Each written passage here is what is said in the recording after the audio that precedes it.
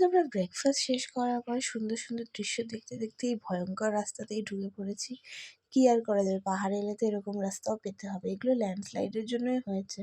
এখানটা একটুখানি ট্রাফিক হয়ে গেছিলো, কারণ হচ্ছে গিয়ে সামনে দিয়ে একটা গাড়ি আসছিল বড়, আর আমাদের অনেকগুলো গাড়ি এদিকে ক্রস করছিল আর একদম খাদের সাইডে ছিল। এই টাইমটা কিন্তু বেশ ভয় লাগে পাহাড়ি রাস্তায়। কিন্তু ওইটাই তো অ্যাডভেঞ্চার বলো?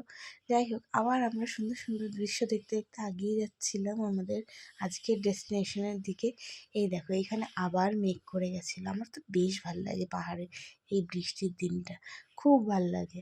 আর এখানে হচ্ছে গিয়ে আমরা দুটো গাড়ি হয়েছিল, দুজন দুটো মানে দুটো টিম দুটো গাড়িতে উঠেছিল। এটা হচ্ছিল আমাদের ফার্স্ট আজকের সাইট সিইং স্পট। এটা ছিল একটা বার্ড স্যাংচুরি, যেটাতে নাকি অনেকটাই হাঁটতে হয়। তো যারা নাকি হাঁটতে প্রবলেম আছে তারা নাও যেতে পারো। আমরা তো গেছিলাম, কিন্তু ভেতরটা সুন্দর বেশ, পাখিগুলো ওপেন ছাড়া আছে। তো ওখানে তোমরা চাইলে ওদেরকে খাওয়াতেও পারো, খুব ভাল লাগবে এমনি চারিদিকটা।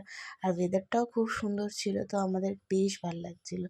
পারলে একবার এই পার্কে ভিজিট করো।